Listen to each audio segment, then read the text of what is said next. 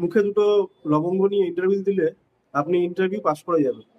অথবা দুটো এলাচ যদি আপনি আপনার মানি ব্যাগে রেখে দেন তাহলে আপনার আর্থিক উন্নতি হবে।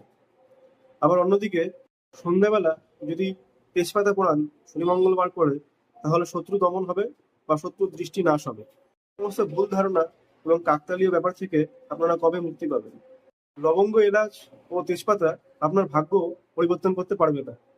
এতে করে আপনার কনফিডেন্স লেভেল ল্যাক করে যাচ্ছে, অনেক কনফিডেন্স ডাউন হয়ে যাচ্ছে, নিজের ওপর ভরসা কমে যাচ্ছে, আরো বেশি বেশি করে এই সমস্ত কুসংস্কারের দিকে ঝুঁকে যাচ্ছেন। একটু চিন্তা করে দেখুন তো, নিজের পায়ে তো দাঁড়িয়েছেন, লড়াইটা নিজের হাতে করেছেন, তো আজ কেন এই সমস্ত মানুষগুলোর ফাঁদে চলে আসছেন যারা এরকম প্রচার করছে?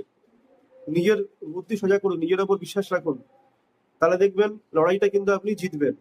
যদি প্রকৃতপক্ষে সমস্যা থাকে তাহলে তার সমাধান অবশ্যই হবে, কিন্তু একটু দেখে নিন যে আপনি নিজে পারছেন কিনা। যদি না পারেন তখন আমরা আছি সঠিক পথ দেখানোর জন্য, সঠিক গাইড করার জন্য। নমস্কার।